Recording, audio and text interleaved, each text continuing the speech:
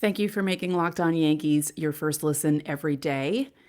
It is free and available on every platform. On today's show, we're going to discuss the top 10 Yankee moments of 2021. And I don't know what they are. We're going to find them out together. It's going to be an interesting show because what else is there to talk about? The Yankees aren't doing anything. So yeah, join me for this one. Should be kind of funny.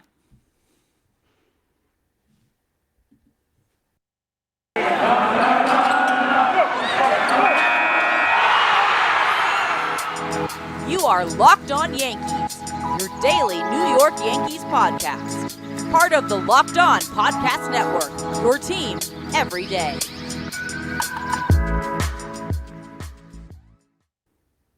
Greetings, Yankee fans. I'm Stacey Gotsulias. I'm one of the hosts of Locked On Yankees. As you can see, I'm by myself. Abby and I will be recording Wednesday's show later, and hopefully we'll have something to talk about because the Yankees have been awfully quiet while the rest of baseball, especially the Mets, have been just buying people up. And the Yankees are just sitting there doing nothing. I know it's November 30th. I know there's still time, but there's a lockout looming, and this doesn't feel comfortable. Not at all. Anyway, before I get into that, you can listen to us in Apple Podcasts, Google Podcasts, Spotify, Stitcher, Odyssey, all those good places. You can tell your smart device to play podcast Locked On Yankees. You can also subscribe to us on YouTube. Thank you for, what's the word I'm looking for? Thank you for making us pass the 600 subscriber mark. That's pretty cool. So I appreciate all of you. Abby appreciates all of you. We're very happy that you like what we're putting out and that you're deciding to subscribe to the show.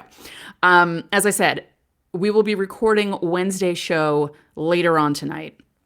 Right now, again, Tuesday, November 30th, Yankees aren't doing anything. At least I don't think they are, because I have this horrible feeling that while I'm sitting here recording this, they'll do something. So I'm going to be checking Twitter periodically just to make sure that nothing is happening. I'm pretty sure nothing's going to happen. So as I said, top 10 moments of 2021, I decided that I was going to look at this YouTube video. I can't show it here because I'll get in trouble. But I'm going to look at it on my phone, see what the moments are, and then discuss them and see if I agree with the people that put this video together. It was put up 3 weeks ago, so I'm going to look at it on silent because I don't want to get in trouble. Okay, so top 10 New York Yankee moments of 2021. Hard to believe there were actually 10 of them. I'm just kidding. Okay. Number 1 is Joey Gallo's first home run as a Yankee against Seattle. And that was August 5th of 2021. And that was that home run that was hit so high in the air, it didn't look like it was going to be a home run. It looked like it was going to be caught at the wall, and then it became a Yankee Stadium home run. And, you know, it was a big moment for him because he finally hit a home run as a Yankee. And then, as we all know, he kind of had a rough time with the Yankees in 2021. And it was a bummer because, as I said, during the season and before he was acquired from Texas and after, his name was always attached to the Yankees. He was one of those guys that people assumed the Rangers would just give up and send him to the Yankees, which they did. And by the way, now the Rangers are signing everyone. Would they take Gallow back? I wonder. I don't want Gallow to go. I like Joey Gallo. I think that having this second half of the season under his belt as a Yankee will help him, and that he will do better in a full season as a Yankee. Just a gut feeling I have. Not indigestion. I don't know. I feel like that could be possible. So yeah, that was actually exciting. And not only was that exciting for Gallo, just for him to get that monkey off his back, but it gave the Yankees the lead. They were losing 3-2 at that point, and he hit a 3-run home run to give the Yankees the lead. So, but yeah, just, do you remember how high that went? Look that up. August 5th. And even he, you know, he was like looking at it. If you're not watching me on YouTube, I just looked up at the ceiling, so I apologize. I forgot. I keep forgetting that I do this audio and video. Gio Urshela Oh, yes, that's right. One of the triple plays. Which one was this? Hold on. I just missed it. Let's rewind that just slightly. How many triple plays did the Yankees have? 2, 3? Considering how much everyone complains about the 2021 season, there were some good moments. At least 10 of them. I agree with this, though. The Gallow home run was good. Again, getting the monkey off his back, giving the Yankees the lead. They did win that game, so. Okay, moment number 9. The triple play against the White Sox in May. I think that was the first triple play that they turned, yes? Yeah, Luke Voigt's even playing. Yeah. Moment 8, the triple play against the Blue Jays in Buffalo in June. That was a weird triple play. That wasn't an around the horn triple play. That was the one where they made the play at first, threw to second, then threw to home, and then caught the guys at third. What's his name? Bo Bichette. Nice hair. He was out at third. Yeah, that was a weird play. But awesome. Number 7, the third triple play against Oakland on June 20th. You know, Aroldis Chapman makes things scary in the 9th inning. And then the Yankees win the game 2-1. That was one of those. The Yankees had a lot of those sweaty games. That was another one of those sweaty games because it looked like, uh-oh. That was the Sunday game. It was Father's Day because they're wearing the light blue. Yeah. That was fun. If you want to look at this, by the way, this video, it's on Grunt Talks MLB. And number 6, Corey Kluber's no-hitter. I mean, yes, that was a top moment, a shocking moment. Who would have thought that Corey Kluber would pitch a no-hitter for the Yankees? And now Corey Kluber is a Tampa Bay Ray. If you're not watching on YouTube, I am making a face because this could easily be a really bad thing for the Yankees, but it could also be a Corey Kluber thing where he gets injured after 3 starts and then the Yankees won't have to worry about him. I don't know. I was slightly worried when that happened, just because it always feels like when players leave the Yankees and go to a division rival, especially the Rays or someone like that, it just feels as if it's going to be bad for the Yankees. It might not be. It might not be anything. Again, he might get hurt within the first month or 2 of the season like he did last year, and then you don't have to worry about it. But if I were a betting person, I would bet that there's going to be at least 1 start in which Corey Kluber annoys us as Yankee fans and the Yankees go up to the plate and look silly against him. Speaking of betting, BetOnline has you covered all season. There's more props, odds, and lines than ever before as football season continues its march to the playoffs. BetOnline remains your number 1 spot for all the sports action this season. Head to their new updated desktop or mobile website, easier said than done, to sign up today and receive your 50% welcome bonus on your first deposit. Just use our promo code LOCKEDON to receive your bonus.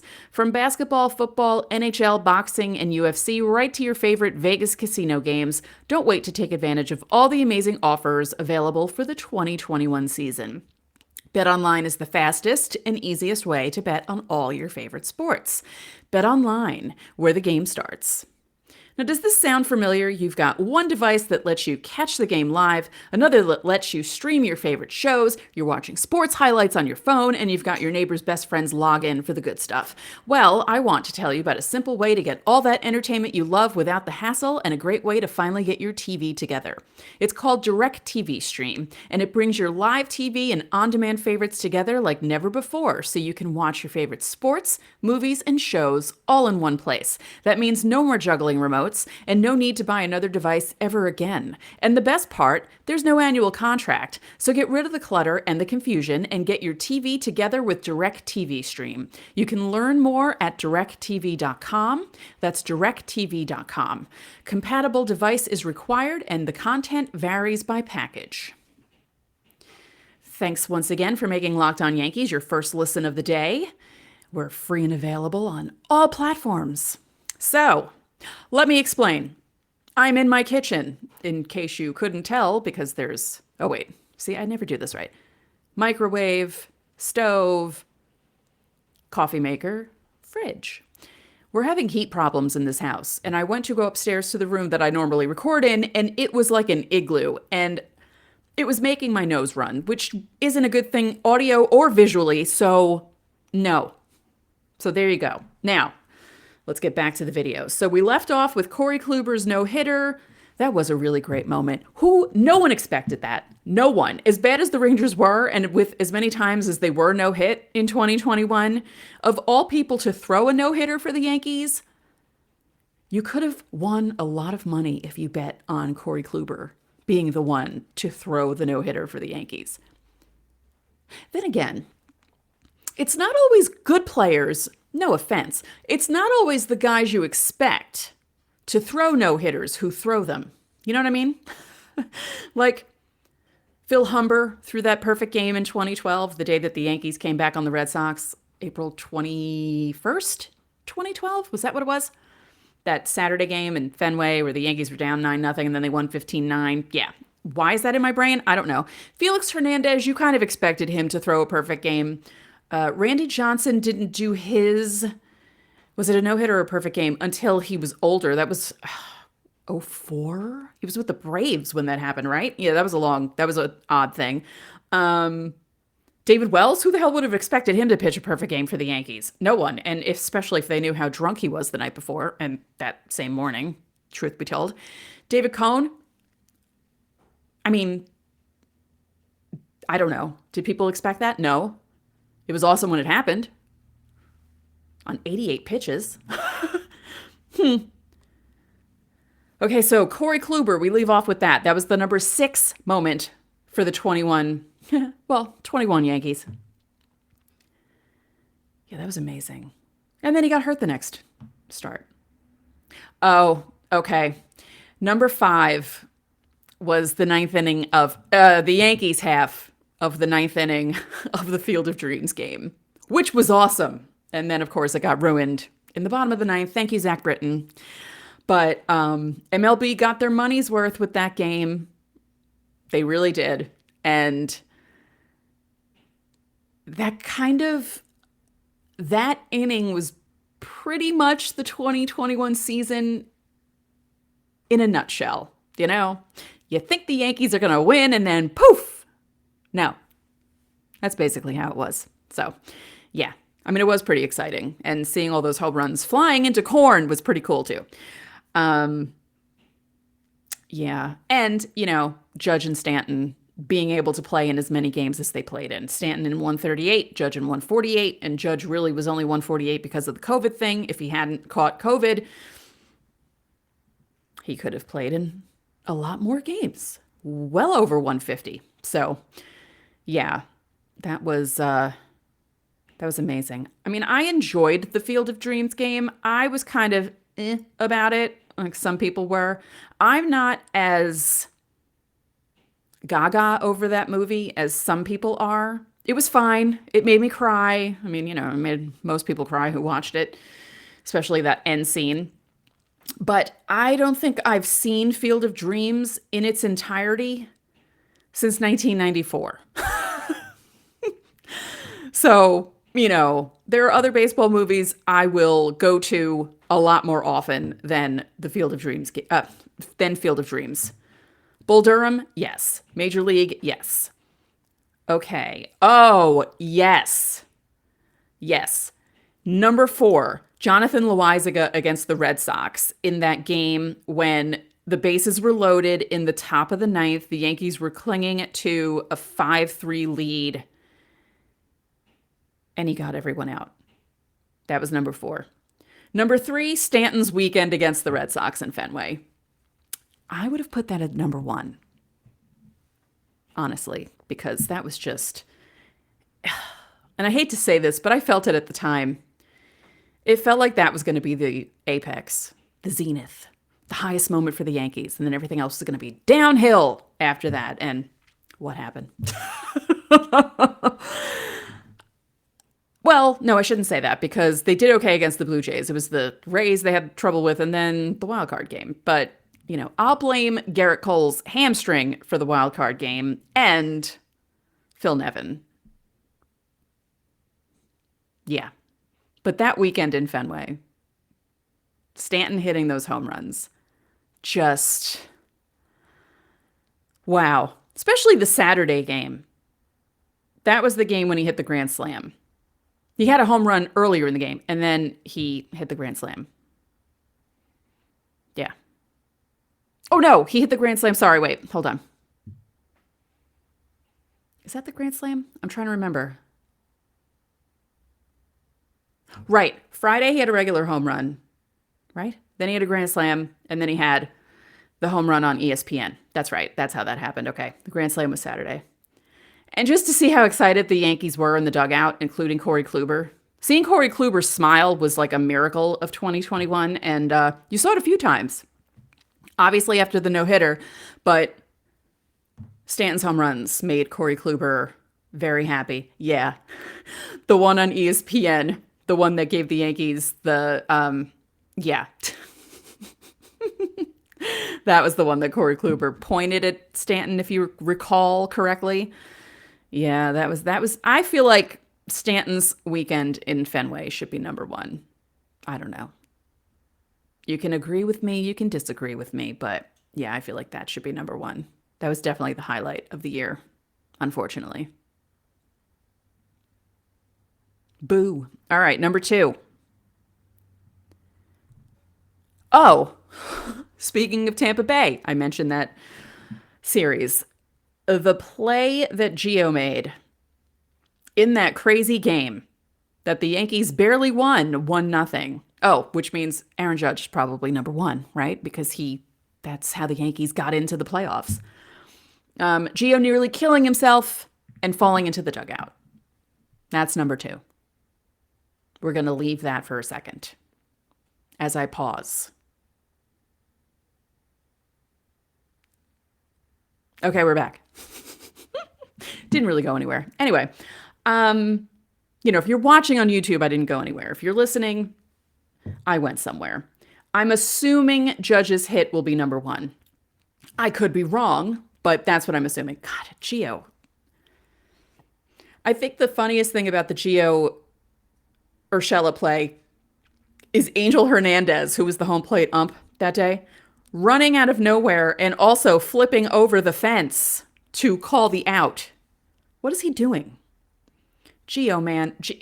I don't understand how Gio Urshela, one, made it out of there alive, two, was able to walk out of there, and three, was able to actually play. I mean, I know they took him out, but that looked so bad live. And then when they kept showing the replay, and you see his body flying into the bench. Yep, Aaron Judge's hit is number one. Of course. I should have known that. That dinky hit. Hey, a hit is a hit is a hit is a hit is a hit, and that's all they needed. There you go. Tyler Wade scores. Happy trails, Tyler Wade. Good luck in Anaheim. Yeah, so Aaron Judge getting them into the playoffs, finally. And then they lose the wild card game. So let me check Twitter while I'm here. If you're watching on YouTube, you like my bright, scary cover. I figure winter is coming. It's flurrying right now here in New York. It's not really sticking or anything like that. It's freezing. It was 30 degrees last night. And I figured, why not use a bright phone cover? I had gotten this when I first got the phone. I got this phone in April. And I just figured, you know what, for winter, and yes, I have, because I'm like a 12-year-old. Anyway, let's see. I'm going to check Twitter. I don't think the Yankees are doing anything right now. I'm slightly frightened because, sometimes this does happen where I'll check Twitter and, oh, someone just signed with this team and someone just signed with this team. And, oh, there's rumors that the Yankees have checked in on Isaiah Kiner Falefa? Is that how you say his name? From the Rangers. He's a great shortstop, but can't hit. And I know the Yankees want to be better defensively, but if you're gonna get a shortstop that's better defensively, you should also get the shortstop that's good offensively, like Carlos Correa. Because Corey Seager's off the table, Javi Baez is off the table, Trevor Story and Carlos Correa are left. If Brian Cashman came out and said, this is the year of the shortstop. They know they need a shortstop. I was given more freedom to spend. And then they don't do anything. You're going to have a lot of angry Yankee fans. I already know people who were threatening to not watch the Yankees in 2022. Now, we're not at the point yet where we need to do that because there's still time for the Yankees to do things. But I can understand people's frustrations right now. I can. I'm frustrated. I want them to do something. Oh, right. They signed, what's his name, Peraza to a minor league contract. There's your shortstop, everyone. The Yankees got their shortstop. I don't understand. Why would you come out and say stuff like that and then not do anything? All these other teams are backing up the Brinks trucks. Look at the Mets, what they've done this weekend. And what's funny about that is Steve Cohen was complaining about Steven Matz and his agent for lying to him, making him think he was going to sign with the Mets, and then he signed with the Cardinals, I think 4 years. Then the Mets go out and get Max Scherzer. Yankee fans would kill for an owner to be like that. Yes, Steve Cohen is excitable, and he kind of flies off the handle, and he tweets too much, and maybe he has too much money for his own good, but that's what you should do when you're an owner in baseball. Forget the luxury tax. Forget all that BS. Just spend. Make your team better. I looked at something earlier. The Guardians. Their payroll is $43 million? $43.2 million? Or is it less than that? And Max Scherzer is going to be making $43 million a year, thanks to Steve Cohen. What is happening? What is going on? I don't understand. Oh my God. That is so much money. Max Scherzer deserves it. Max Scherzer is Max Scherzer. You go out and you hand whatever Max Scherzer wants to Max Scherzer. And that's what the Mets did. Good for the Mets. Good for Steve Cohen. Good for the Mets fans. They're all excited about this. Understandably, you have Max Scherzer. Now, it's 37-year-old Max Scherzer, who kind of had a dead arm at the end of the playoffs.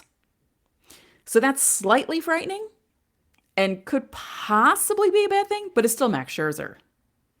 You have Max Scherzer and Jacob deGrom in the same rotation. Unbelievable. Have they shored up the offense? They got a few guys. They got Marcana, Unana. Had to do it, sorry. I'm kind of bummed he's not on the Yankees because I'd be doing that all the time. Remember my Encarnacion sound that I used to play when I was just an audio podcast? Yeah. I would just be singing Marcana's name as a jingle the entire time. So when the Yankees play the Mets, if he does something, I'm doing it. I'm not even apologizing for it. I'm just warning you all that that's what's going to happen. So, Yankees haven't done anything major yet. Although, something happened today. They did clear a spot on the roster by getting rid of Chris Gittens, first baseman. Now, some people are hoping that means that they're going after Matt Olson, but I don't think that's going to happen either. Again, my problem is, as I said at the beginning of the segment, my problem is that Brian Cashman said all this stuff and now nothing's happening. And I feel like if the Yankees don't get at least Trevor Story, I would prefer Correa, but at this point, I would take anyone because it's something. But if they don't get either of them and settle for an Isaiah Kiner Falefa, then Brian Cashman is a lying liar who lies, and you should never trust him again. I'm sorry. That's not nice to do. Don't say you're going to spend money. Don't say it's the year of the shortstop and make Yankee fans believe that you're going to do the same sort of thing you did when you signed Garrett Cole and then not do it. That's not nice. It's not. You know this fan base is crazy. What is the matter with you? You can't do that to Yankee fans. They're nuts even when they've won World Series. It's been 12 years since they've been in one and won one. Those words are just too, they're the same word. You can't do that. You can't, Brian Cashman. You have to do something. You have to make at least one splash. You know, there are rumors that maybe Correa will go back to the Astros. I'm trying to recall the team that I saw attached to Story this morning. Was it the Phillies? It was someone, not the Yankees. Jim Bowden believes that the Yankees are going to sign either Correa or Story. Bob Klapisch thinks they're not. Buster Olney thinks they're not. I mean, it's really, you can't really tell what's going to happen. And, you know, the Yankees don't have to sign someone before the lockout happens. But with the way everyone else is signing people, I don't know. I feel like they need to do something. And I'm not going to feel comfortable until they do. We'll see. As I said, Abby and I will be recording tomorrow's show tonight. I am hoping by that point that something has happened. I just hope it's not another team signing Carlos Correa, because poor Abby will have to deal with a lot if that happens with me reacting to it. I'm warning you all right now. I am not going to be a happy camper if that happens. So just letting you know. Anyway, that's it for today's episode of Locked On Yankees, which is part of the Locked On Podcast Network, your team every day. I'd like to remind you that you can subscribe to the show and listen to the show in Apple Podcasts, Google Podcasts, Odyssey, Spotify, Stitcher, or anywhere else you get your podcasts. You can watch and subscribe to us on YouTube. And when you get into your car, you can tell your smart device to play podcast Locked On Bets. Now you can make your second listen of the day Locked On Bets, your daily one-stop shop for all your gambling needs. Locked On Bets, hosted by your boy Q, with expert analysis and insight from Lee Sterling. One more thing, if you could be so kind, please rate the podcast. Spread the word about this podcast to your fellow Yankee fans. We would really appreciate it. Enjoy your Tuesday, and Abby and I will talk to you tomorrow.